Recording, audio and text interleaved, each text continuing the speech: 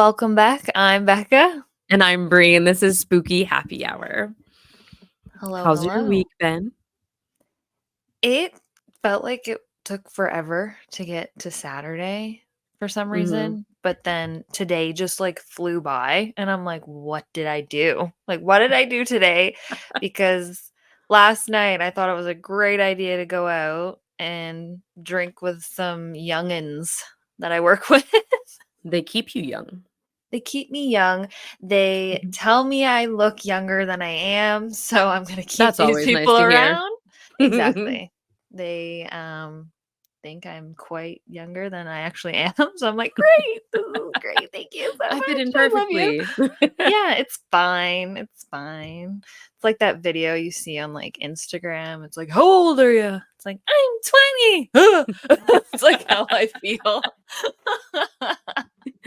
I know it's like so hard for me to go out anymore because anytime that I do, I'm like 5 seconds into it. I was like, I don't want to be here.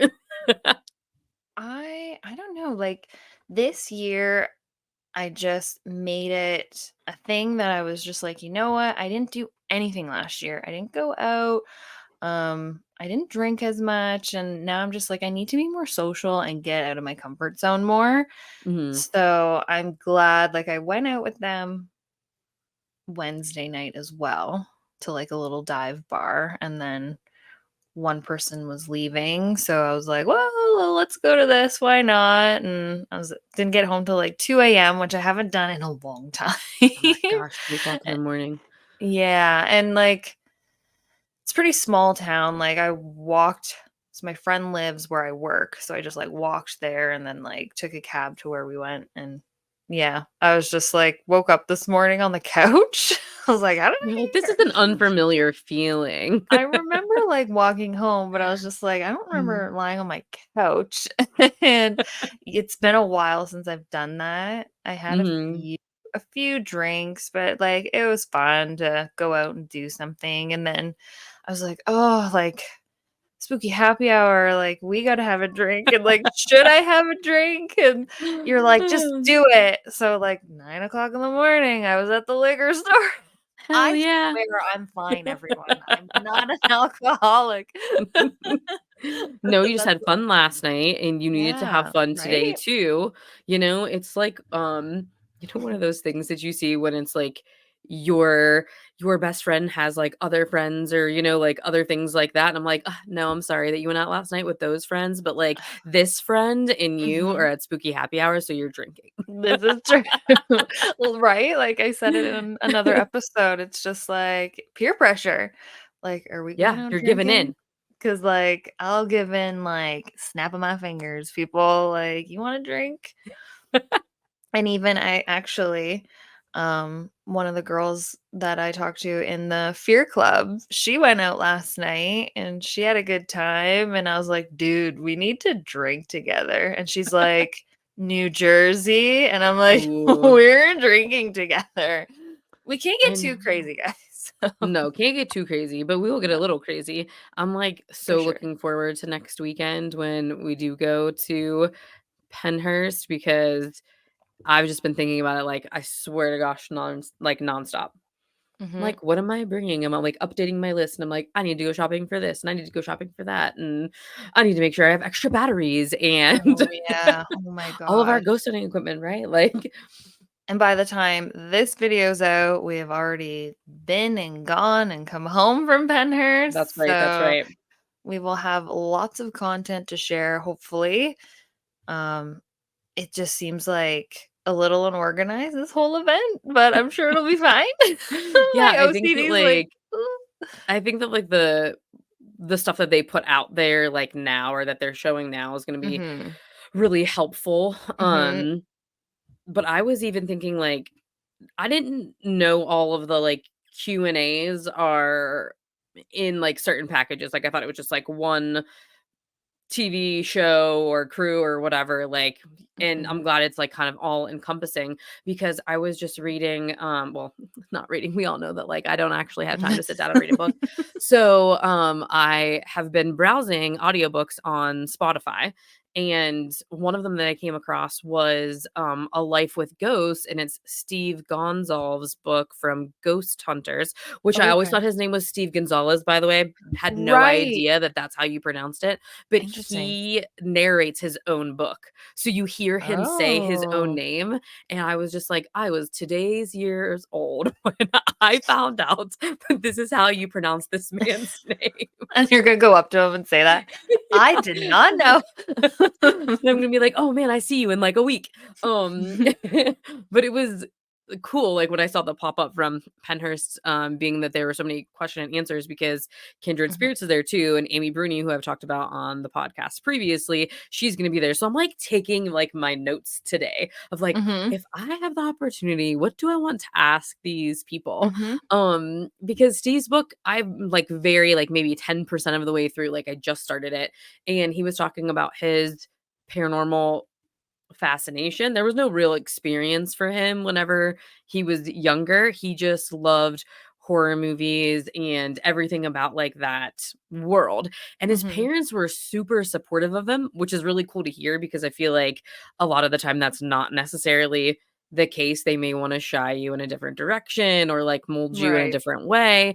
And he mentioned that him and his mom like, followed the Warrens, Ed and Lorraine Warren, all around New England, like they were freaking groupies of a band or something. My So it's gosh. like every time the Warrens had an event, he was like, "We would go," and one of those times, like, he got the chance to actually, like, investigate with them in this W old cemetery. what? So I was That's like, could wild. you imagine exploring with like some of the most infamous names in the paranormal world? And Mhm, like he said that that was the evening that cemented his love for the paranormal for forever. mhm, And I'm like, oh my gosh, I'm going to see you in like 6 days. Like it's just really weird to listen to kind of like these memoirs of people in the paranormal world that are still doing it today. It's not like mhm. they're retired or whatnot, like they still do these things often. So I think it's really cool to have that experience or at least Yeah. to get to pick their brains or ask a question, especially after seeing them on TV for decades and now like Mhm. reading their books or rather like listening to them. So I'm pumped. Yeah, like, it'll be interesting how they do it, because from my experiences with, like, Fan Expo, like, there is a lot going on, and they just have, like, one designated area, it's a giant stage, you can find, like, a seat and sit down, or you can stand and watch, and I've seen a lot of Q&As, and you either sit and watch, or if you want to go up, they maybe have like 20 people with two microphones kind of thing, and they ask a question kind of thing. So I'm imagining it would be kind of like that as well. I never Very ask similar, I'm sure. questions. I just like take it all in. I have As- to be involved. If I'm, like, sitting there yeah. and I'm experiencing it, I want to have, like, my own piece of it. So I'm sure that I'll Mhm, have, like, a question for whoever it is that we go to see. mhm, Um, but I think that, like, it will just depend if I wanna ask it or not, right? Like, if it gets mhm. answered for someone else's question or if just them talking about their experiences answers it, then whatnot. But I have my list. I'm starting. Yeah. Starting, I know. I'm just like, I gotta start getting a packing list and figuring everything out because I'm leaving next Thursday because I have to fly here and hang out in an airport for 6 hours and then fly there and then drive an hour. So it's gonna be a long freaking Long, day. long travel day, but Long day. definitely But looking forward to it. yeah, for sure. For sure. Friday will be a good time. I'm glad they kind of like posted the times of everything, and we'll have a couple drinky poos when we get Oh, there. yeah, I'm, like, making a playlist too. I know that you have your country playlist, but I'm making, like, a road trippy, like, slash Paracon playlist to Oh play. my I'm just, like, every goodness. little thing like, this is how, like, type A I am, though, is Mhm, that I will have lists and we were talking about this, like, I think on, like, the phone or, like, after one of the, our episodes the other day, but I'm like, I can't just put like clothing. I'm like, this outfit, like specific down to the socks, and like this outfit Right. specific down to the shoes. And it's like I have like a whole bag full of like toiletries and like hair products and all of those things. And then Mhm. my gigantic bag, and I'll have like 20 outfits for like 2 days because I mean I can. Like I'm driving. Like I don't have to worry about Yeah. any of the carry-ons or Yeah, like luggage me. restrictions or anything else. So I'm just like, let me bring my whole closet because I'm too indecisive because I'm a Libra and I have to have all of my choices. But if I don't, like if I just like go with whatever's in my brain by the time that I get there and want to like put on an outfit or like do a thing or make my hair look a certain way, I won't even want to do it anymore. Oh, geez. See, I'm very, like, visual. I have to, like, place my outfits out. This is for this day, this is for this day, and I'll probably, like, pack, like, the day before. That's usually what I do. As long as I have my passport, I am good. You're like, this is gonna be in my hand as I walk out the door. Yeah. Oh, 100%. Because I have to stay the night in Calgary, and then I literally was like, "Screw it." Like, I get nervous. I don't like being late. I have to be early for everything. Oh yeah. I've gotten a little lenient on that. I used to be always like half an hour early for everything, or it'd be an hour, but now I'm like, okay, 15, 10 minutes. But like with this drive there, it can take like an hour and 15 minutes to get to Calgary. And I'm like, oh, I have to be like 3 hours early for like an international flight. And I'm like, screw it. I'm just gonna pay for like airport hotel. I dropped a Heck little yeah. bit of money, but it's just It's like, the convenience factor yeah. though, you know, Hmm. like it's I don't even care. Like if something's gonna make it 10 times more convenient and way Hmm. less stressful for me, I'm probably going to do it. Yeah. And I'm just like, I hope my flight doesn't get too late. So like, I know now that it's like delayed uh, and whatnot, but you know what? That is the life of travel, right? Like mhm, you can have your plan, you fortunately. can execute your plan, and then the third step is look for the plan to go totally sideways, and four, make a new one. Mhm. Yeah, like, I booked all of this probably that was, like, November? Like, once I saw that, Man, like, Penhurst post, I was like, "Done, I'm going." And then maybe, like, 2 months ago, I get, like, a notification, I'm at work, and I'm just, like, immediately, like, panic. Like, my time schedule is, like, screwed, and I'm, like, messaging the hotel, and I'm, like, changing my car rental time, and, like, the hotel's been so great with dealing with me. I, like, emailed which them is and so called nice them. because sometimes they're not. Yeah.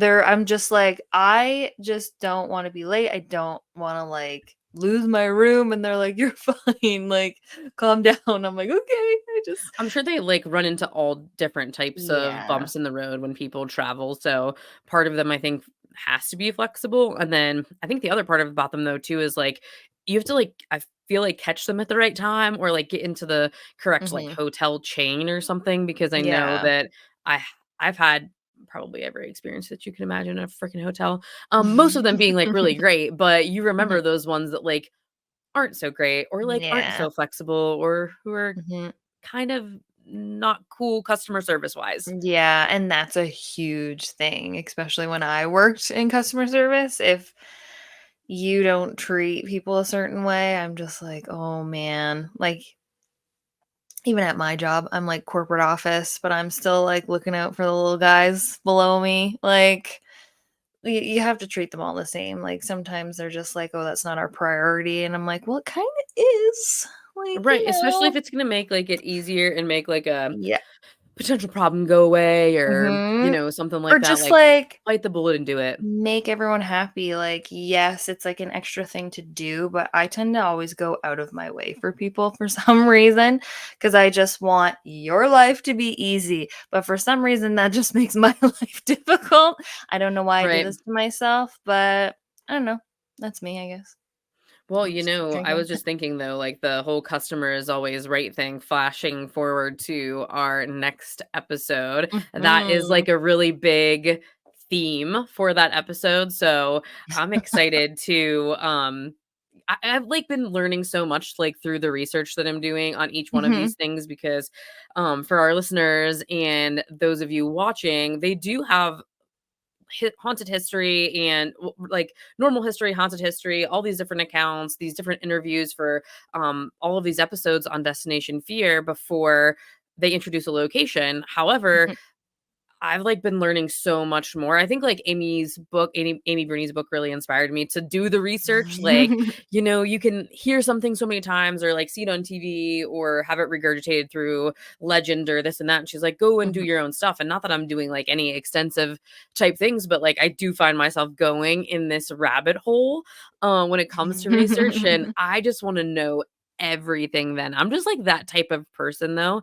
It's, like, not necessarily, like, all or nothing, but when it comes to things that I really love to do or people that I love or whatever, it really is all or nothing, like, diving headfirst into all of it, so I get so excited whenever, we talk about the history because I've just spent all week, like, consuming it and, like, so excited to share it, and at, Madison Seminary, which is what we're gonna get into, the episode that we're gonna get into, Mhm. just one of the stories is just, like, so cool, and I've been thinking about it so often, so I'm really excited to share what I learned with everybody. I I'm know, like, it's just "Give me an A plus in class, spooky happy hour, A plus plus." Like gold star for you. like, I'll send it over. Pashoo. Like, that's what I need though too. I'm like, "This when is I'm awesome." editing, I'll put a lovely gold star above your head. Yeah, Brie gets an A plus, she did all the research A plus and plus. I she know, like, I'll A be plus for working passion. and you're like, "I'm already on this episode," and I'm like, "Crap, I have to, like, watch 2 episodes, then I gotta edit 2 episodes," but then I forget because when I'm watching episodes, I'm, like, consuming all of that information from us Mhm. talking, and I'm like, "Oh, shit," and then even today, I'm, like, editing one, and I was like, "What building is this?" And I have to make, like, folders for all my pictures. Oh, I'm yeah, like, "Okay, 110%. this is, like this is" and whatever we're talking about, because 'cause I'm like, "Where did this photo go?" And I'm like, "Oh my god, I gotta go back to all Labels these are emails." important, and Very important. Oh my gosh. it's like we're this, like, really freaky, like, type of level of organizational skill that I have comes into play so handy, and it's the same thing at work that my boss will be like, "Brie, I don't worry about you doing what you're supposed to do, you're gonna do that and then more, but what I Mhm. do worry about you is knowing that not everybody else does that and to, like, chill the fuck out." Like she's always like, Oh "Chill, not god. everybody comes to work and, like, does that, like, they have Mhm. different ways of doing things, and they might be late on certain stuff, but they'll get them done when the time is right," and all of this stuff, she's like, "You Yeah. have to learn how to work, like, with those, like, types of people," and I think mostly because I work really well with people, but I Mhm. tell her how I actually feel about people at work. People drive me nuts, but we Yeah, so love I'm just, like, all sitting of there, you like people watching and listening. yeah, it's like, I love talking shit with her because it's not just talking shit, there's, like, a purpose to these things, Mhm. because she gives me all those things like, "Hey, Brie, just chill, people are allowed to do this and that and the Just next." I'm chill like, "You out. know what?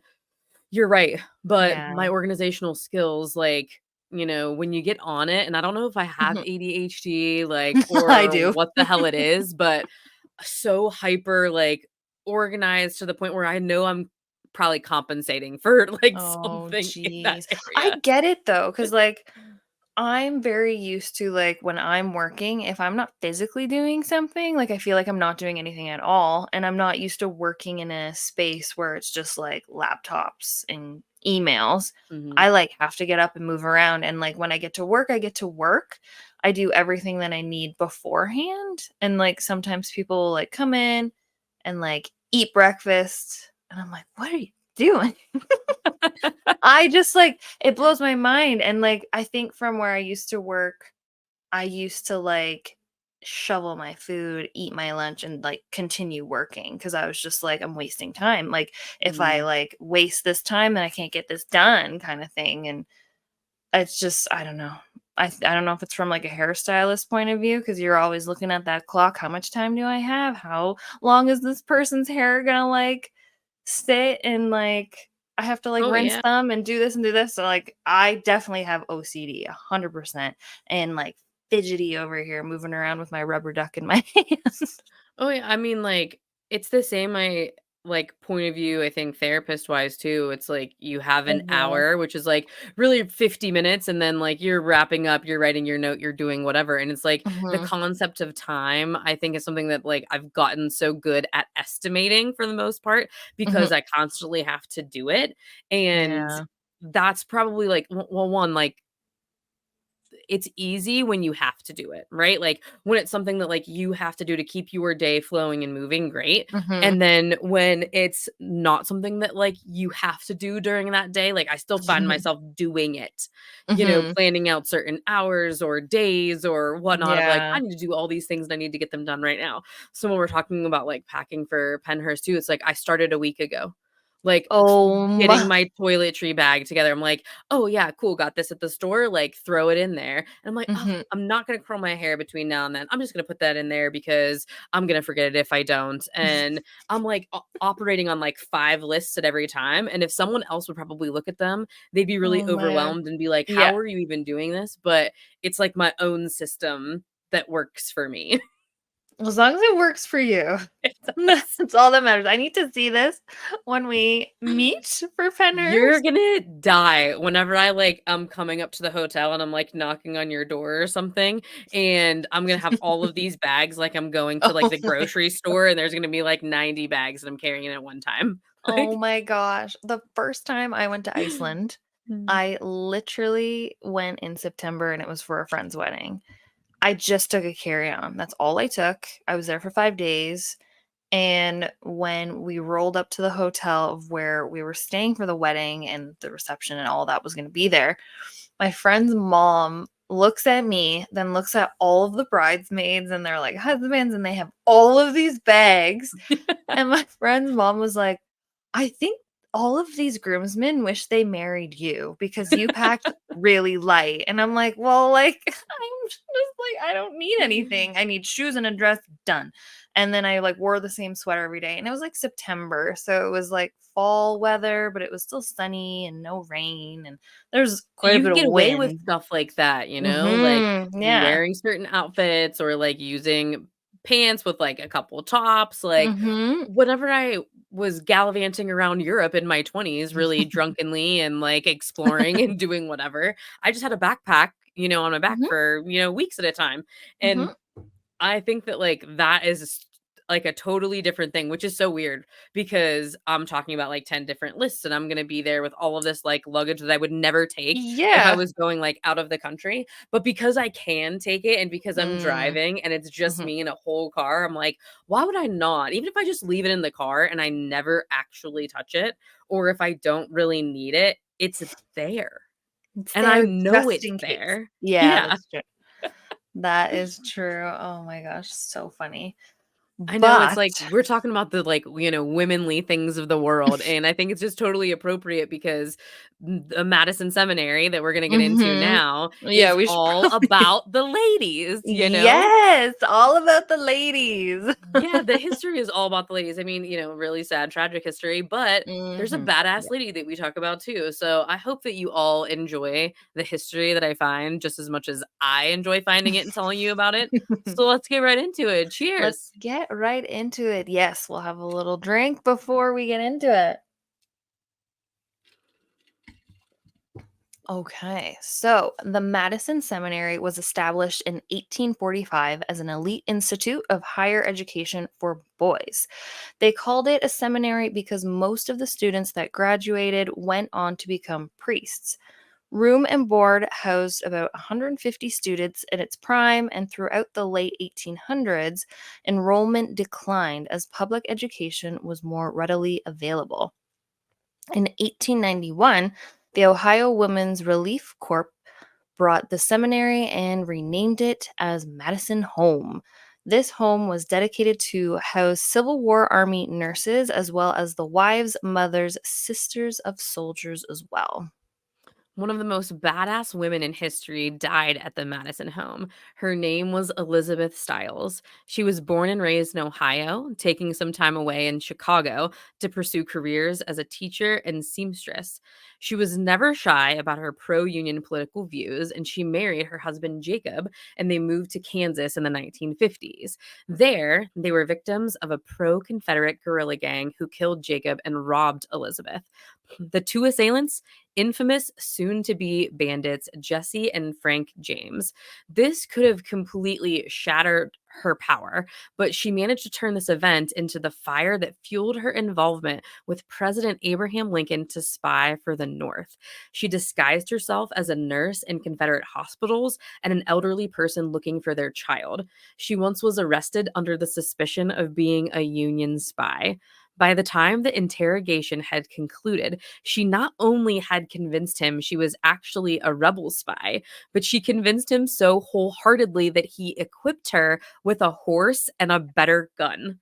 In Nice. 1864, her identity was exposed and she had to go into hiding. And in 1895, she was admitted to the Madison home and would die there 3 years later. She's actually buried in the cemetery across from the property. That's nuts. So cool. Crazy. Like, when I Crazy. read about this story, one, I, like, think, "Okay, Jesse James," right? And I Mhm, think all of the old time, like, movies and the history or the stories that we think are, like, historical, and then I get into, like, the real story and research behind those brothers, mhm, and they're not anything like we think that they are. Like, their stories have been romanticized and mhm. just blown out of proportion in all Yeah. these different ways when there's actually a much darker history.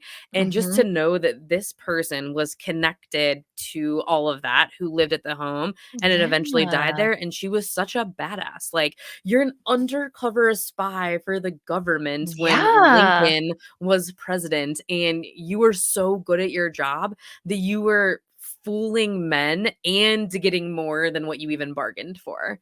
Mhm. Yeah, why wasn't that a movie? Or is Right, it? that's what I wanna see. I'm like, I wanna see you kick Yeah. ass in any time period, right? Like, let's go, Right. ladies. Let's freaking go.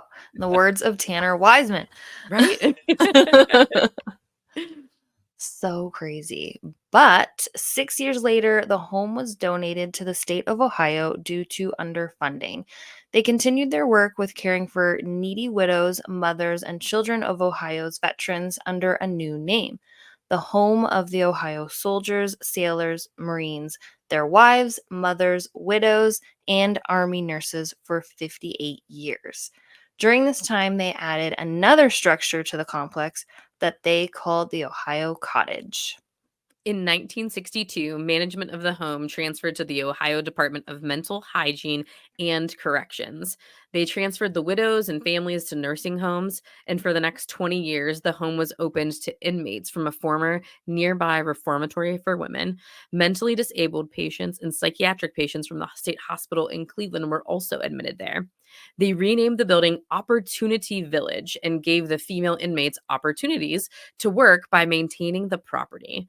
Many women, even without incarceration, were admitted against their will. They were subjected to staff abuse, rape, murder, and even forced abortions. It was said that the women were treated as subhuman.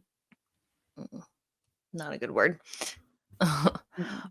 For the next 15 to 20 years, it continued this mission or a variation of it until the late 1980s, where it was no longer in use and county government officials considered demolition.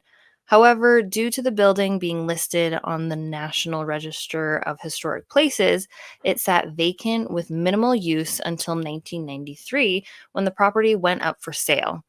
Adam Kimmel bought Madison Seminary in 2016 and has been working to restore it and bring events to the historical site ever since. After purchasing, Adam said that he was approached by townspeople telling him stories about how their parents would scare them into having good behavior by stating they'd send them to the nut house, Madison Seminary. They would drive past and see women waving at them from their windows. Adam calls Madison Seminary Ohio's boogeyman. Which is like as a parent, right? Like, there's some Mhm. things that you say or do to maybe influence your child to do a certain thing. And Right. to know that that was so scary that parents used it as this legend, right? To Yeah. keep you to behave. So much so that they would Mhm. like drive past and like let you see it. And if Mhm. that's the ultimate scare factor, it must have been pretty hairy there. Which no It wonder must like have Adam been. calls it like Ohio's boogeyman, because Mhm. that's what it sounds like. Yeah. This Oh, like for ever sure. looming thing that if you get close to it, like you're donezo. Yeah. For sure. Like, I remember my parents saying stuff like that, like, just to scare you as a kid, like, especially when we were living in a place where we didn't have any neighbors and it was, like, one house and surrounded by a field, and like, "Don't go out at night. Don't do that, or someone's gonna get you." Or my mom is like always worst case scenario kinda deal.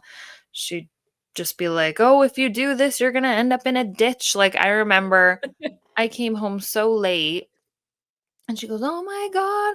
Oh my god." And I started joking, and I'm just like, "What? Oh, the wolves are eating me, and my car got in a tornado, and now I'm swimming in a lake, and I'm drowning." Like, "It's fine, mom. I'm fine." Like, worst case scenario all the time. Yeah, well, I think too, like at some point in time, you might have to prepare for that, sure. But I think Mhm, all of our parents probably had something that they used to scare us into mhm. compliance, right? And like Yeah. the fact that Madison Seminary was one of those things Mhm, for kids during all of those almost hundreds of years of operation, mhm. um, that's something that is permeating through, I'm sure, a lot of people's stories then. Oh, for And it sure. makes sense why there's so much activity here, not just because of the history, but because of the energy that the place does hold. And I think that when you consistently tell stories about a location or stories about a place, I think that Mhm. energy gets stronger. Even if you're telling them in all of these different Yeah. parts of the world, so if you have this whole like county or this like state, right, that knows of this place and has their own stories, knows the history, then those things get stronger. And Mhm. when people come there for ghost hunts, tours, investigations, I think it just brings much more not only attraction, but energy to the location in general. For So, sure. you know, have you ever had that feeling, that someone was watching you? Because that is the common experience here. Pitter Mhm. patter of footsteps, things falling out of the blue, cell phones malfunctioning, and even shadow figures. Physical accounts have happened in the attic where the asylum floor was. Once a spirit reached out of the wall and even tried to grab someone. A malevolent male spirit that stands next to a child spirit covered in blood is also said to be seen here. A medium suggested that this dark, angry energy was a former employee that impregnated a woman and forced her to have an abortion against her will and is trying, even in death, to silence her and other spirits here. EVPs are captured that say help me and rape. One room, labeled Sarah's, is home to a childlike spirit, although some believe it's actually something much more sinister. One theory postulates that demons mimic child spirits to influence a person to become vulnerable and trusted so they can infiltrate your soul. Mhm. Swallow your soul. Crazy. Evil Dead. Sorry, movie nerd. Any spirituality sensitive person that walks into the basement experiences a lot of activity there. One sensitive is convinced a staff member killed a woman in the laundry room and buried her body in the floorboards. Legends say that if the building would be deconstructed, they dig here. Oh, what am I saying?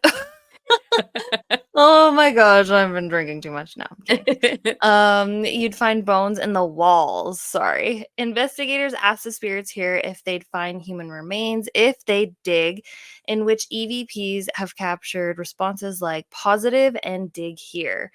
Interviewees advised to watch their thoughts and feelings and be aware of any that may not belong to them, suggesting the spirits of these women here can make you feel what they feel. This is a place where nightmares are made.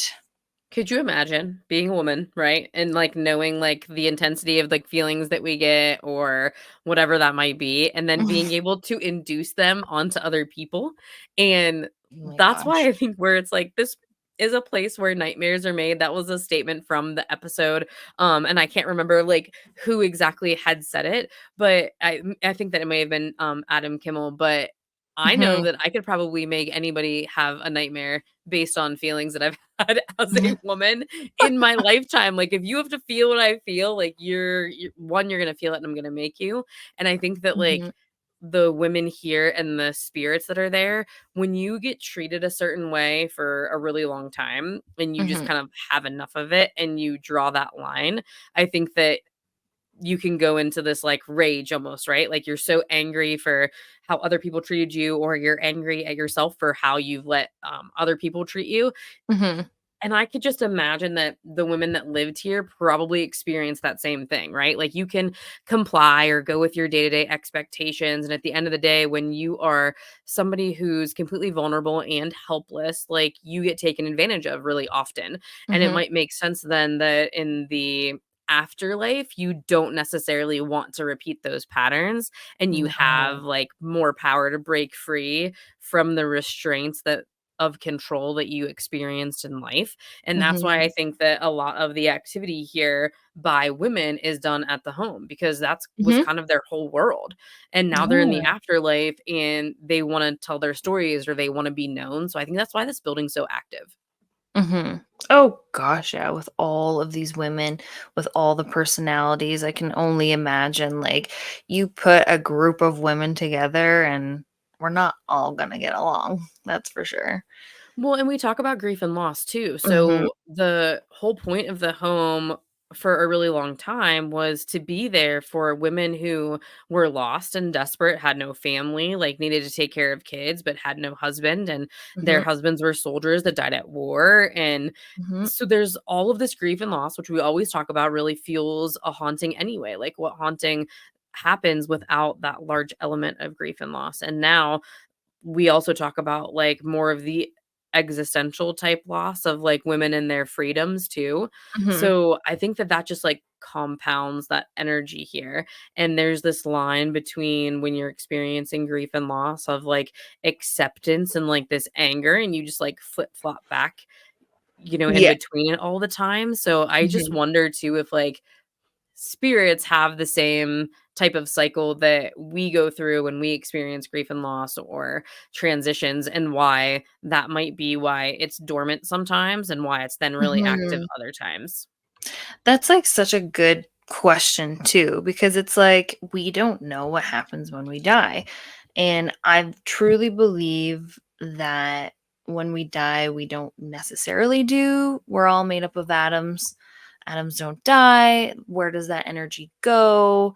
But it's so interesting to, like, hear, like, what do we still have feelings? Like, we still don't have a brain, but how can we still think and say these words when we don't have a physical body? Like, it's so weird to me. And then just, like, emanating that emotion onto somebody else to make them feel that emotion, like, even if you're, like, an empath, like, it'd be, like, so enhanced. Just Absolutely. And I think that's why other people get, like, those different types of feelings when they're at certain mhm, locations too, like, Dakota kind of feels that way in this episode as well, and I think that that's just more credible evidence to say that there are spirits that really can induce those types of feelings. And mhm. the fact that they were warned, like, really watch your thoughts and watch your Yeah. feelings, because if you're not aware of them and you don't know which ones belong to you or not. And that's could be really scary, especially with all the Mhm, stuff that we know had happened to women here. And I think that Dakota even says, like, maybe this might be something that connects with Chelsea a little bit more, because she is the mhm. only woman in the group. And they kind of Right. wonder, us being males, like, is that something that we're going to have to recognize and deal with, that, like, we're coming into the space of women, and that might also Mhm. put them off to us. And, they did have a really long time to think about all of those things, because in lieu of the normal pit stop, Oh, right? Like, man. aren't actually able to make one on this part of No. the road trip. So they're forced to take like a 5-hour break at a rest stop. Their RV malfunctions on the highway, and those conditions were really then unsafe to continue. However, all their belongings and their gear, everything was like really left on the RV. So they're waiting for a rental car. It finally arrives, and then they're able to drive to Cleveland where they're going to recharge at a hotel. And so the packet read, the pit stop, all of the things that we would normally see happen in this episode, we don't. So they actually do the No. packet read at the hospital, or at the hospital, at Yeah. the hotel, where I'm like At the thinking of, seminary? right? I'm like, the hospital. I'm like, what is this hospital? But I guess it did really function as all of those different things. Oh gosh, we watched too many episodes and they all just kind of mashed together in such a short span of time. I know there's so many different themes to episodes too, and I feel like they're Yeah. like back to back. Like Eloise and Madison are like kind of the same, Mhm. in terms of Kind like of, yeah. admitting women against their will and Mhm. having all of this like abuse and neglect and some violence, and Yeah. having the like that kind of region of the healthcare world, right? Like we're taking care Mhm. of the needy rather than Mhm. like the prisons that we have reviewed already. So I think that, Right. yeah, it's like those things are on my mind, like those types of environments of Mhm. locations and hauntings. Yeah, this honestly would have sucked. Um, they're literally just hanging out in a parking lot, and I think, I can't remember. I think Dakota says that the rental car place is just so far away that it takes so long for them because they need like a big car, like a big SUV with all of that gear and stuff. So they're literally just hanging out like thank God it didn't rain on them or, like, the weather turned, like, I could only imagine. But the RV breaking down, like, the extender started sliding out as it was going around a bend, like, that is not fun, but I had an experience that happened to me kinda like that. It's never fun when a car breaks down and you have to wait for so long. I went with the girls I used to work with back home. I don't know, there's about 8 of us. Salon girls were like, "Let's go to a Toronto Blue Jays game, so let's rent a limo." And of course, like we leave at 9 a.m. Game starts at like 1 p.m. and we're like drinking, drinking in the limo, having Speaking a of good drinking, time. I'm just gonna like refill here real quick. Refill. So, listeners, Right by the okay, microphone. now I'm full. Now I'm we're like, full. very like intent on what I'm pouring. Watch, everyone watch. Ooh. But, yeah, we, like, rented a limo and we were drinking in it, we were having a good time. We almost didn't get into the game because my friend decided to, change her clothes in front with the window down and there was a cop outside. But, Oh man, y'all were wilding out. yeah, it was a good time. But yeah, the dome was open at the Rogers Center, so we're sitting in the sun, and we had a long day. And driving back, it takes about like 2.5 hours to get back home, and our limo literally breaks down, and we're like in one of those bumfuck nowhere places like in Ontario. I don't know how else to describe it. There we are at a gas station, thank God. So we had like a Mhm. convenience store and to get snacks and all this fun stuff. But yeah, it sucks when you have to sit there and wait and hope like the other limo is gonna show up, and then we got like a beater freaking limo, and at this point, all the girls were just like angry, and we're like, Let's just get home." And we didn't get home till like 1 a.m. So like when your car breaks down, it's just not a good time. That's Well, for I'm glad sure. that they had the that night in the hotel, which like they normally don't get, right? Like you're on this little bed in an Mhm. RV, you're smushed with everybody else at, I mean, Chelsea's night like has it nice a little bit, right? She has the back bedroom in the RV, but Yeah, it's she's not got your the real bed, right? Even a hotel room no. is not your real bed, but when you have the ability to say, okay, I need to recharge because they're like over halfway through at this point. They're probably Mhm. super sleep deprived, kind of like, you and all your friends in the limo, like you just have that like point in time when you're just thinking like, I will do anything if it Mhm. means I'll be home in my own bed. Yeah. Oh, 100%. Like we were getting sassy about the music. Like, "Can we change the song?" And I'm like, "Oh my god, man," and we That's how start you know it's about to sassing go each other. sideways too. It's like Yeah. something needs to happen. So I think Mhm, that adding that type of, I don't know, undue stress, right, onto mhm. their experience could probably be kind of hard. But I'm glad that they do Yeah. have their chance to recharge. And even though they read the packet at the hotel and they get all the same, history, and the haunted accounts that we shared today, they have been interviewing a lot more of paranormal teams or Mhm, people that have had experiences at these locations. So they end up getting the rental car and finally, right? And they meet up with Tony and Kathy, who are two mhm. locals, and they've investigated Madison several times. Tony said he'd go every weekend and something would happen to him each time. Like, Yeah. he had a physical account of him being touched on the back of the ear. And then his partner, Kathy, saw wet footprints on the ground despite a lack of water. There's not like any running water in that building. And Mhm, there wasn't any like puddles of water from like rain and seeping through the roof or whatnot. So they have no idea where those things had come from. And then you had mhm, mentioned something when we were going over and taking notes about the episode, though, that like if something was calling him back to that location so many times, mhm. sometimes that's kind of a sign of maybe being oppressed. So when you said that, I Yep. was like, oh yeah, I didn't even like think about that. Mhm. Oh, yeah. Um, well, here I go again. I'm gonna bring it up, people. Episode of Ghost Adventures. I can't remember which one it was, but they're talking to a girl, and I don't know if you remember this episode, but she got the location tattooed on her back, and she kept Oh going back, yes. and it was this big It was huge. tattoo, Full backup. whole thing, and Mhm. then she just kept going back to the location. And she's like, it just like was calling her name and stuff like that. And I think that is a real thing. Like you just kind of become obsessed with this place. I'm hoping that's not my thing when I was like, Penhurst is calling my name. But hopefully, like, you don't see me there all the Maybe time. it's just, much more excitement than anything else.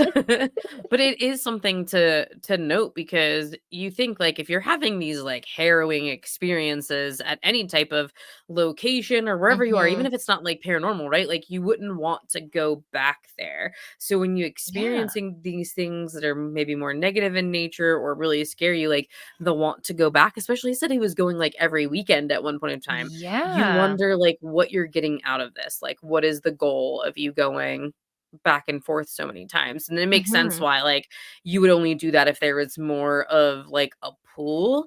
And I wonder Mhm. like if Dakota, at least in this episode, like I wonder if he's feeling that through all of the other locations, Maybe. especially because they haven't had, like, an easy road trip, right? So he's No. feeling really off. He's not feeling like himself, and Chelsea even chimes in, and she agrees with him. She's like, "Your demeanor's really changed. I think this is taking a toll on your personality." And then just like anybody who kind of, like, gets confronted maybe with that type of truth, like, he just totally dismisses it, right? And he's like, Mhm. "Well, you know what? I'm also having the road trip of a lifetime with these people that I love." And, like, then, Mhm. Tanner and everybody else is like, "Oh, that's so great."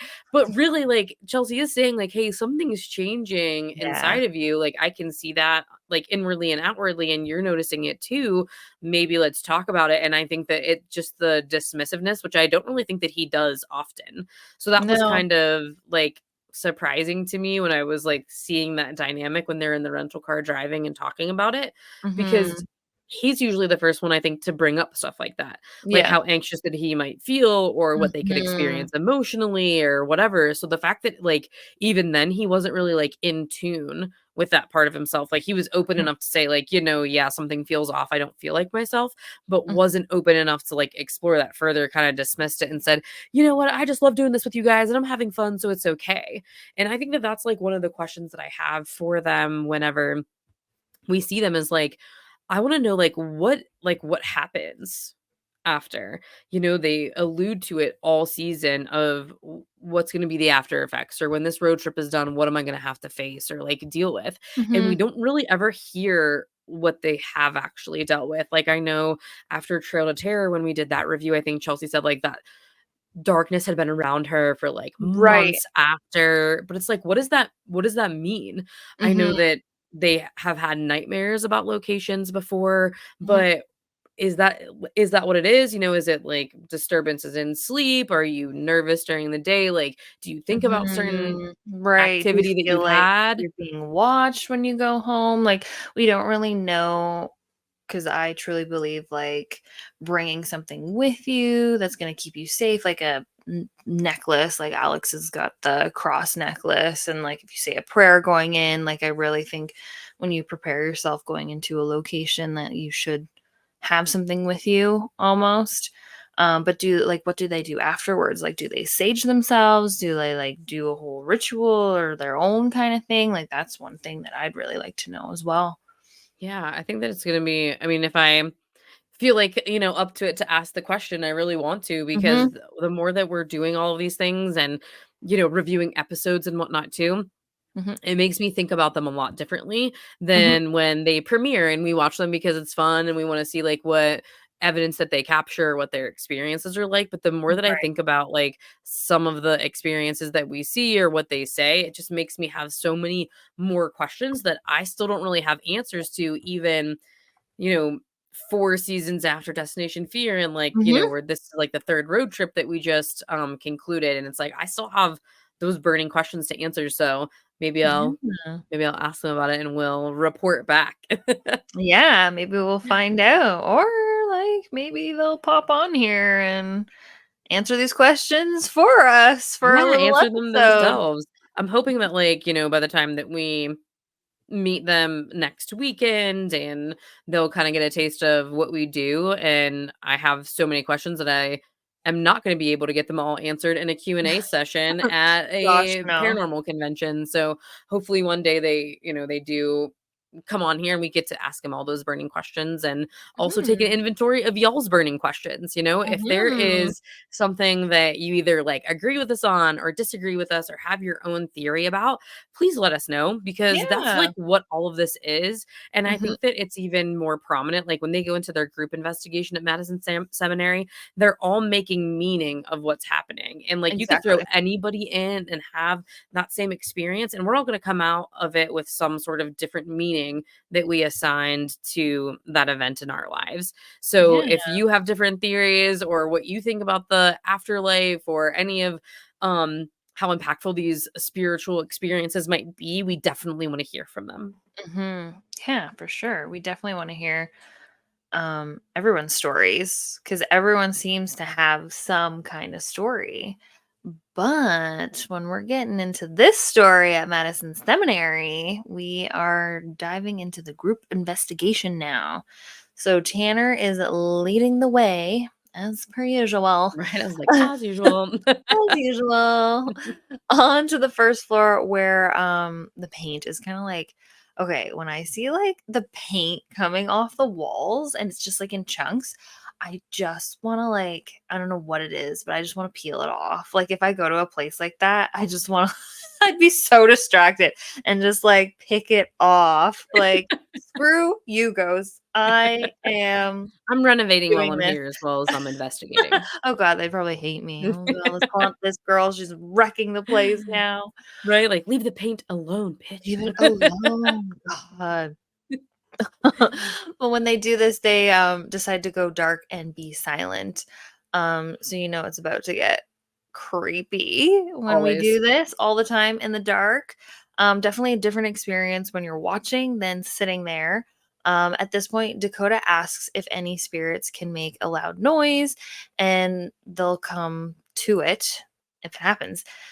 You guessed it. They hear a loud noise and they react. Hello. And they go towards that noise. This leads them to the second floor, and Dakota instantly feels a different vibe up there. They go into a room with dolls. This is considered Sarah's room. And as they're asking questions, Alex's infrared light, the IR light, which we usually call it, it dies. Chelsea is kind of like in the middle of the room sitting down, and then she reacts to a noise that is behind her. It's possibly like a dresser drawer, or like something opening or closing. Like, it wasn't too loud. It could have been something moved on the desk as well. And then Dakota wonders if this is a spirit toying with them. But when I was rewatching this episode, immediately when they sit down on Sarah's bed, I was like, "I have that blanket. The exact same blanket. Me and Sarah have the same blanket."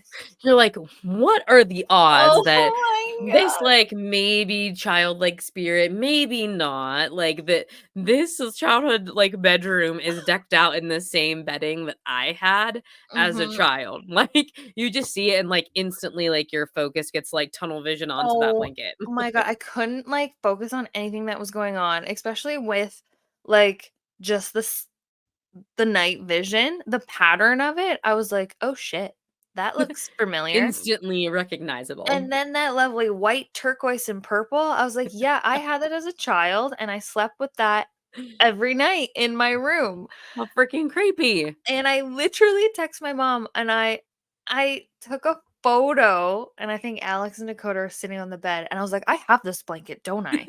And maybe half an hour later, she sends me a photo, and she's like, "I still have it here." And I was like, "Yep, me and Sarah have the same bedding." I thought that was the weirdest That thing. I is don't so know why. weird. Well, and it's like, when you see those pictures of, like, furniture from, like, back Mhm. in, like, the '80s and the '90s where it's very Yes. similar, like, patterns, but maybe we had the same pattern, maybe we had, like, a different color of the same pattern, but it really all looked the same. So Mhm. it's like, this bed in Madison Seminary has your bedding in it as a child, and what is crazy is that, um I hope that, like, I'm just gonna, like, magically, like, make you win the lottery so that you can come to Madison Seminary in September with me because they have, Oh my like, god. Adam I'm gonna Kimmel is bring my hosting his blanket. own, like, his own event in I don't know if they're calling it, like, I think they're calling it MadCon.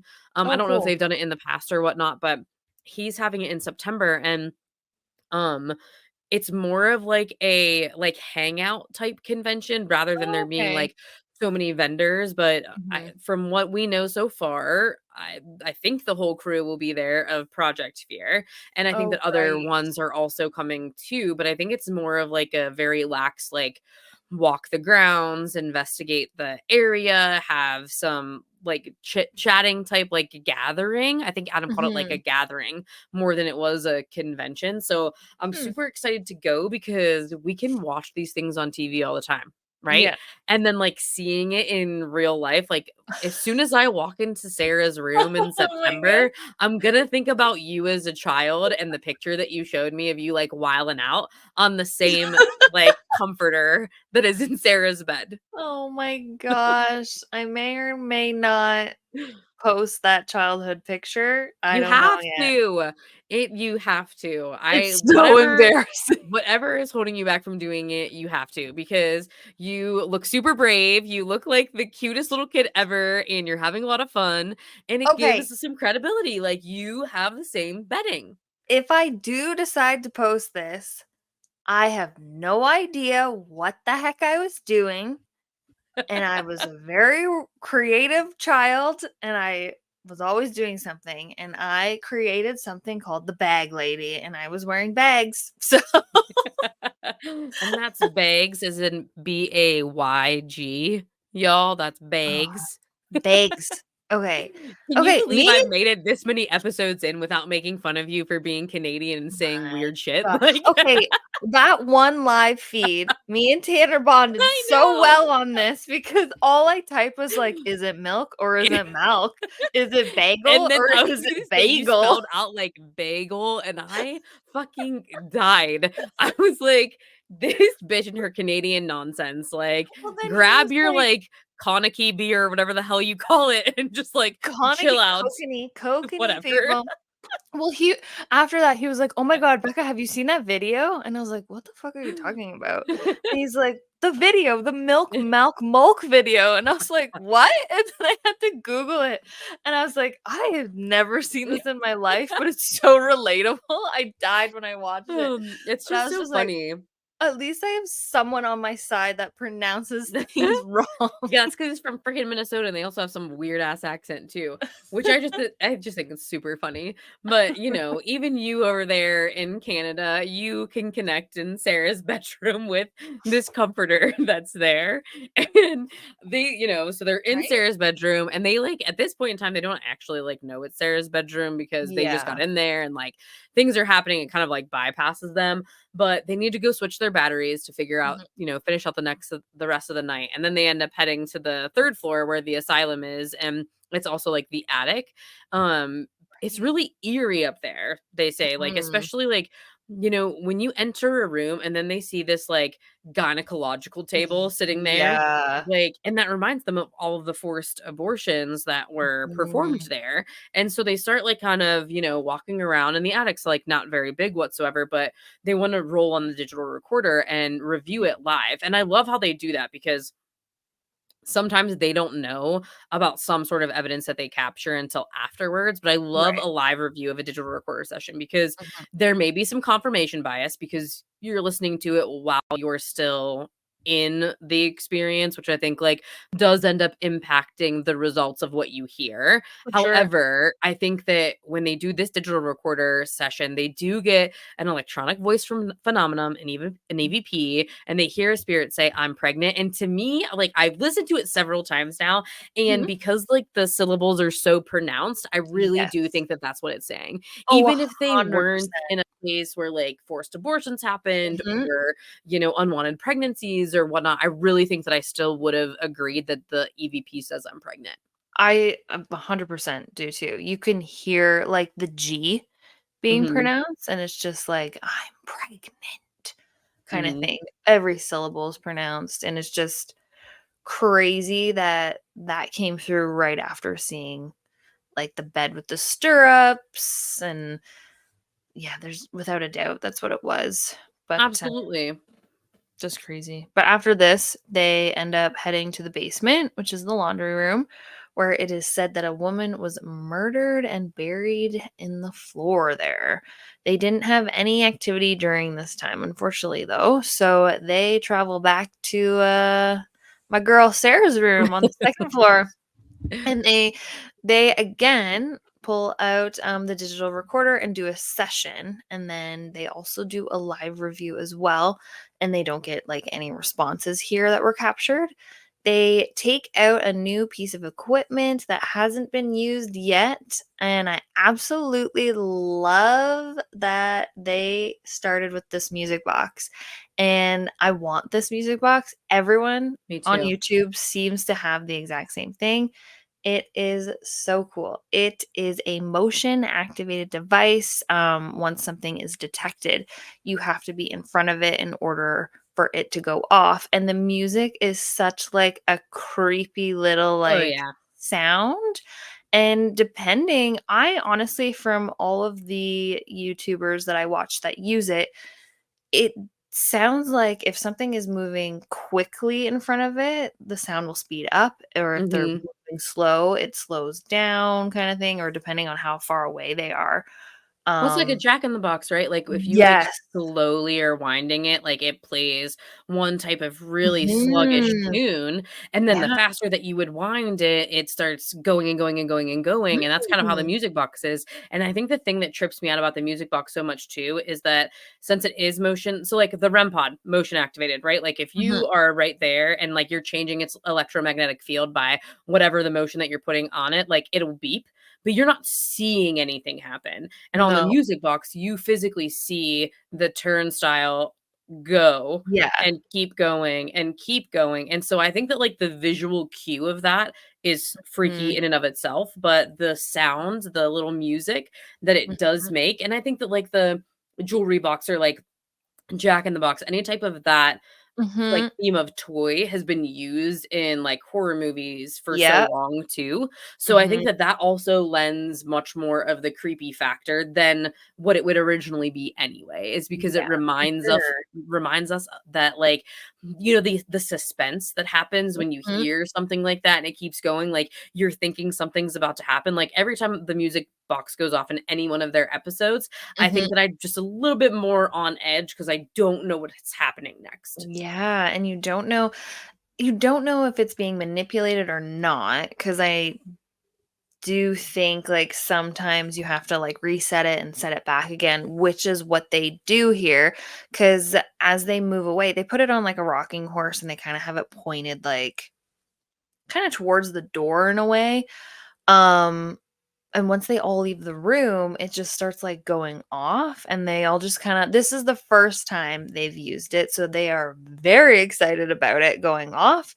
Now I think they're all kinda, like, desensitized to it because they get Yeah. really excited.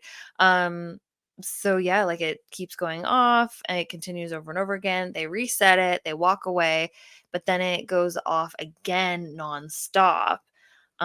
When Tanner asks Sarah to step away from the music box, it immediately stops playing after they strongly react to this response, and it chimes again. And I love that you can kind of use it like a flashlight method.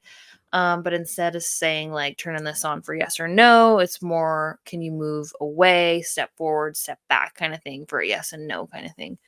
Um, Yeah, it's yeah. not emotion activated. So it's like if the spirit's there and you ask it to come forward and it does, then that leans towards like much more credible evidence that that person or that spirit is actually there.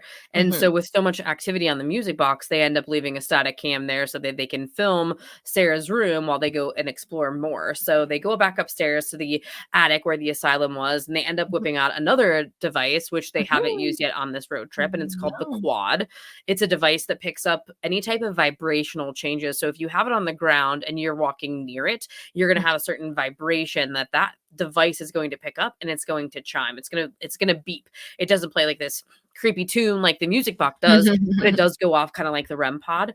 Mhm, So they have it beep for some demonstration, and mhm, then as they're talking they hear another kind of beep or noise go off, but Chelsea mhm. realizes that it's actually the music box on the second floor that's playing its creepy Yeah. ass tune, and that's what she's hearing while they're looking for the quad to go off. So she starts freaking out as in Chelsea fashion, right? Chelsea Oh season my 1 gosh. fashion, I should say.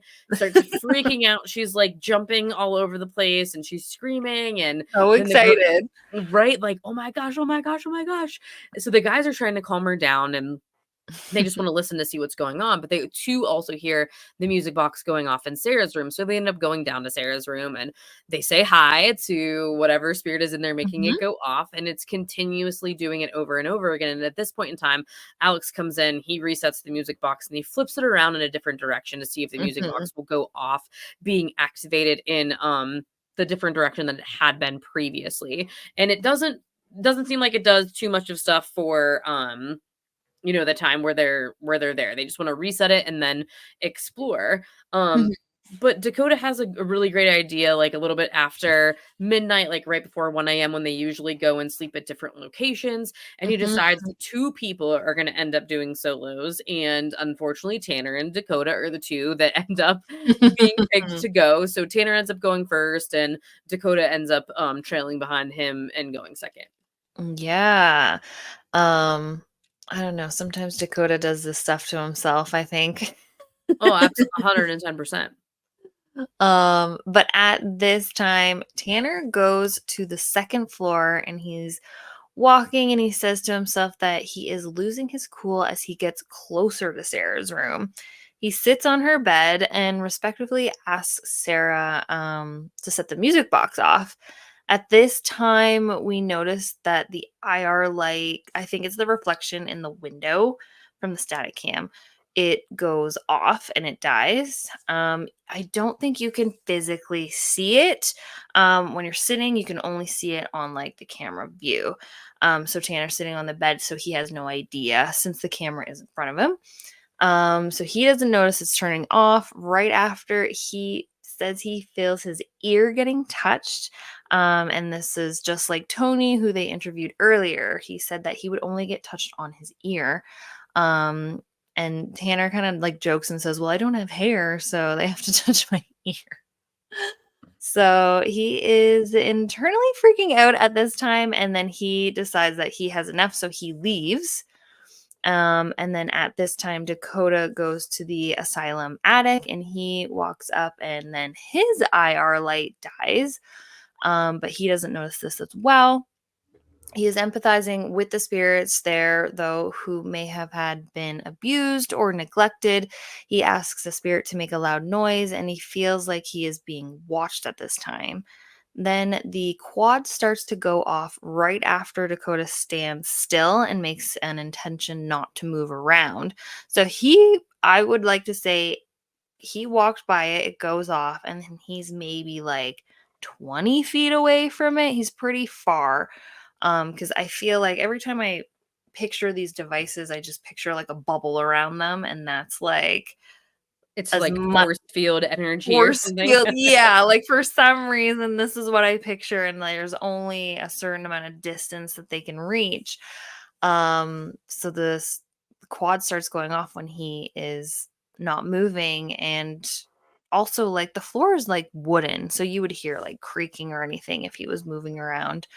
So he starts to like stomp around and just like showing us viewers that him walking around the attic didn't set off the quad. So I like that we also get a bit of debunking as well.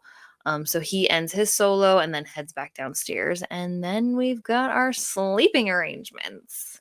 So yeah, sleeping alone, right? Like I think that here they really wanted to focus on Sarah's room because as soon as they I think went into Sarah's room, realized that they didn't know that they were in there and like kind of had gone back. They've gotten much more activity there than pretty much anywhere else. But Mhm. that's like the number one, I think, sleeping arrangement that's probably going to be the scariest is in Sarah's room. Yeah. Then the basement laundry room is another one. Even though they didn't have anything happen there, they did have a lot of accounts from the interviews that they had that said that a lot of things do happen there. The first floor hallway, and then the attic, which was the asylum's rec room where the quad went off and they got that EVP that I'm pregnant. So those are the 4 locations in Madison Seminary that they are going to pick out of a hat and let fate decide where they sleep. So in poor Dakota. I feel like Dakota in this road trip anyway has like half of the road trip he's like gotten off scot free with like in terms of some like very minimally active sleeping arrangements, and then in other ways he's gotten totally screwed. And in this Yeah. case, he got Sarah's room and he commits to sleeping with a music box, especially because it's been so active there throughout the Mhm. rest of the night. Chelsea's in the basement laundry room where the woman was said to be murdered and then buried in the floor. Tanner gets the first floor hallway, which they didn't have much activity there earlier. And Mhm. then Alex is in the attic, which is the asylum rec room. And it's when they get into all their sleeping arrangements, I love how that they like, most of them like go in like the buddy system, right? Like they set Yeah. somebody up and then they Yeah. leave and they set somebody up and then they leave. And it's kind of really cute. So they do that kind of montage during every episode of Mhm. them getting all ready. And Dakota it's so funny. He's like actually lays in Sarah's bed Yeah. in like her room and he puts the music box on the rocking chair. But he ends up saying too, like, oh, this is like the first real bed that I've gotten to sleep in any of the sleeping room at any of the locations. And I just like laughed at him. I was like, okay, you're not gonna set up a cot, you're just gonna sleep right in Sarah's bed. It Good. makes okay, in his defense, it makes the most sense though, It not because does. me and Sarah share the It same does. bedding, but, like, if there's a bed there and, like, by the looks of it, it's been kept quite, like, clean, like, I Yeah. would take full advantage of that. Why would I sleep on the floor beside the rocking chair and set up a cot when I can just, like, sleep in a bed? And Absolutely. yeah, totally. Like, he didn't even says, like, he couldn't sleep. Oh It yeah. looks And I like mean, he is, but I was gonna say, at one point in time, I really do feel like he had like fallen asleep, but they're Mhm, all in their sleeping arrangement at this point, and it's the beginning of the night where everyone's just a little bit more on edge. Alex mhm, talking about how he didn't really want the attic or the asylum, and he got it anyway. mhm, Tanner, in his viewpoint, is showing the audience like how dark it actually is, and saying about like how mhm, much that sucks because. I think we do, as the audience, get a different experience because we are mhm. looking at all of it through night vision. And that's not what they're seeing when they're doing this. No. Everything is just pitch black and the fear factor is up to times 10. Mhm. And while Tanner's showing everybody like, hey, this is how dark it is in here, he ends up hearing something move or like to me, I don't know if it's just like this type of noise that makes me think that, but like something seems like it's kind of drug across the floor. Yeah, that's And what it he sounded responds to it, like he's like. hearing it in real time. It's not something that we're getting on the camera afterwards. And that kind of like sets up everybody else's type of paranormal activity that starts happening when they're sleeping alone. Yep. Alex doesn't, have much activity, and this is my LOL moment. Here we go again, every time. I don't know what it is. I don't know if it's just, like, the way he says things. It just, Mhm. like, freaking cracks me up. It's so funny. He just, like, says out loud, like, "Whatever is up here is it's, like, leaving me alone," like, and then, like, he's like, "I'm fine," and, like, super, like, relaxed, and then automatically, like, hears a loud noise, and it's, like, kind of like a stomping sound, and then he's just like, "I guess not." Has Alex learned his lesson? Um, No, Probably clearly not. no. Like, please stop asking these questions out loud. It just, like, kills me. Like, I'm Right? It's like you can think those things in your brain, right? Mhm, But then whenever he speaks them into existence, mhm. something happens right afterwards. And I'm like, dude, like you can't do that. If you're not experiencing anything, just like be grateful. Don't say it out loud because something is always gonna happen after that. And we do get some activity for the next like couple hours. So Yeah, a little bit after 4 a.m., Chelsea and Tanner end up hearing the same noise, which seems like a really loud, like bang or like footstep, yeah. like something just like hard and fast. And they end up reacting to it. And then, like, I would say like a half hour later, Dakota is in Sarah's room and he looks like he's kind of sleeping. He's turned the other way. So his back is towards the music box and Mhm. the opening of the room. And so he's facing a wall, but the music box starts going off. And Dakota just yells, no, like Yeah. he doesn't want it to happen. He's like freaking out. It like No. wakes him up out of like, I don't know, whatever half slumber that he might have been Yeah. in. And then he ends up walking Tanner to tell him what happened. And this is my LOL moment. But the music box going off, Dakota's obviously like laying in her bed. And Tanner ends up asking him, like, are you literally laying in Sarah's bed? And there's just like this pause because like Yeah. Dakota's realizing that he's like actually laying in her bed. And Yeah. he's like, yeah.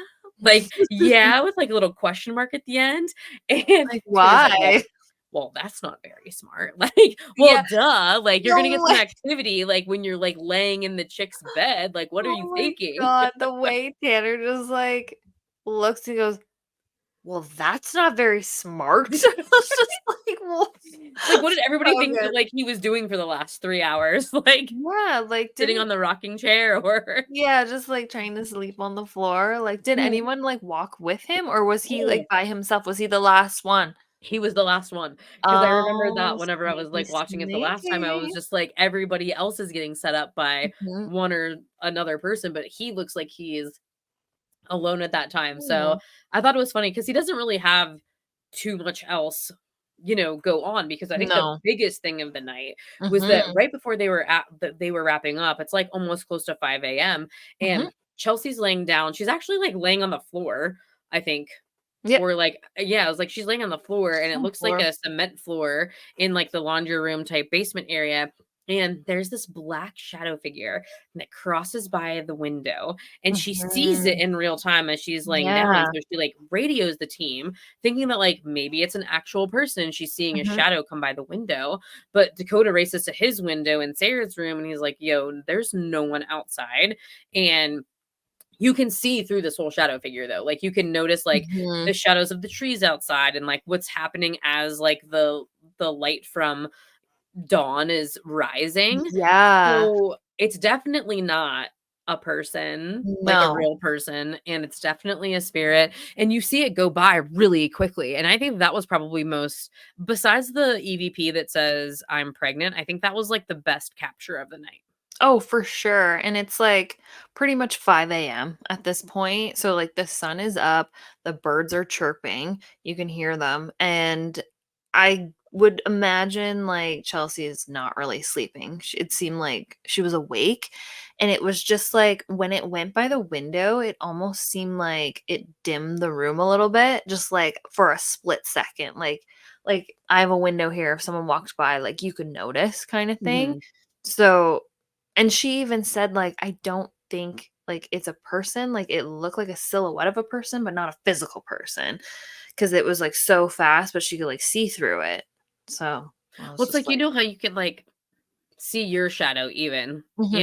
like, when you're walking or whatnot, and it, like, might catch you out of the corner of your Yes. eye, and Yeah. so I think that, like, it got caught out of the corner of her eye, so she, like, looks to Mhm. it and wants to make some sort of explanation for it, but she really can't, and, like, as we continue to, like, play it back, there is no way that it's a person, it's no way that it's a reflection from something outside, like, it was Mhm. definitely a shadow figure that was passing by the window, and time goes by, there's nothing else that happens in Chelsea's location, and No. Dakota wants to wrap up a little bit after 7 o'clock, but he has a lot more questions than he does answers about Madison Seminary, but especially the spirit of Sarah. So he wants to do one last digital recorder session, and he asks, are you a little girl or are you something else? And he believes that he captures an EVP saying, something else, I don't know. Mhm. And so you had kind of made the Mhm. statement like, well, maybe like Sarah, if it is like a child spirit, even though some people think that it's not, it's much more sinister. If it Right. is a child spirit, like maybe Sarah doesn't know that she's dead.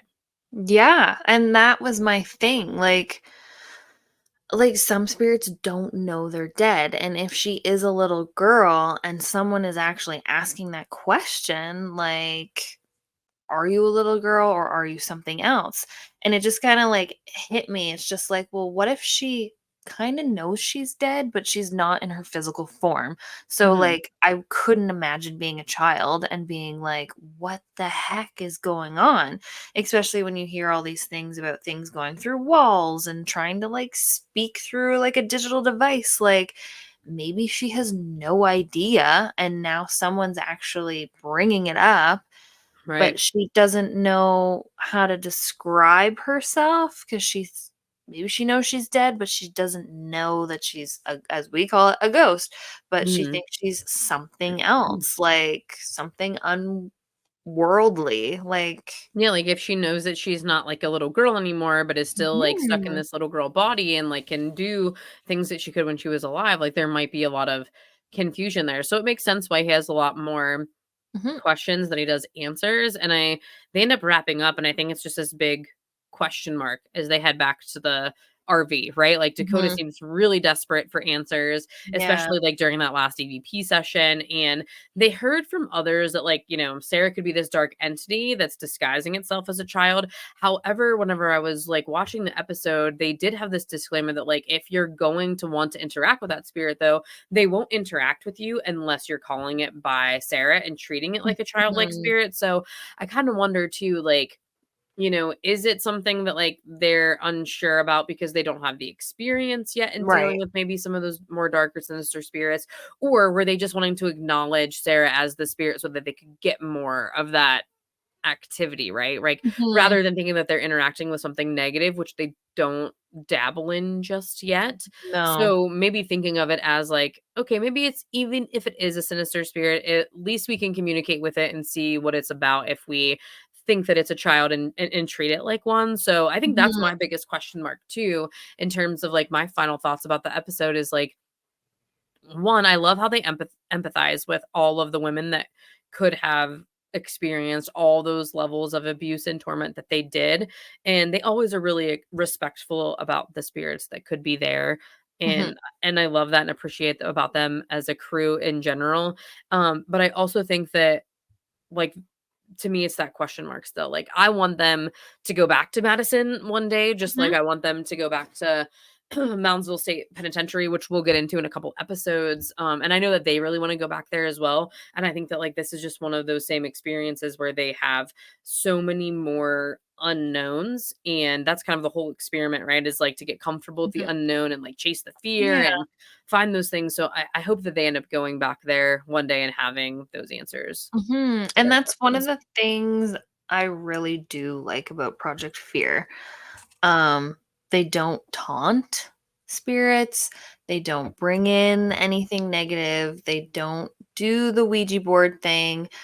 They don't necessarily do rituals on their channel. Um, and that's what I like about it, because I find, like, a lot of other, like, YouTubers or other shows, like, when you are wanting to up the ante at a location, you start doing that kinda stuff, but they just walk in, clean slate, learn the history, and try to contact those people from that time. That's what I really appreciate about them as well. Yeah, absolutely. And there's only a couple episodes left in this season. So Oh, if you'd no. like to watch along with us, you can stream Destination Fear on HBO Max and Discovery Mhm, Plus. Next episode, the crew gets truly tested at a massive mhm. location. It's a hotel in New York, and they're going to need every ounce of experience that they have mustered on this trip if they're going to survive this location. So Yes. please follow along and join us for next week's episode when we dive into the Statler Hotel. Yes, massive hotel. Also, catch us every Thursday. If you like Thirsty Thursdays, you will like us. So, every Thursday, we're hoping at 12 p.m. and 2 p.m. Don't forget to like and subscribe. Also, our adventure to Penhurst next week, we will probably have already aired that, but we're super excited to go. Yes, and let us know about all of the content that you saw from us at Mhm. Paracon and Yep. the many adventures that we did have. We're definitely going to continue sharing those, I'm sure, for episodes Mhm. and episodes to come. So we're really excited to share that content with you, and we hope that you enjoy the rest of your Thursday. Cheers. Yes, cheers.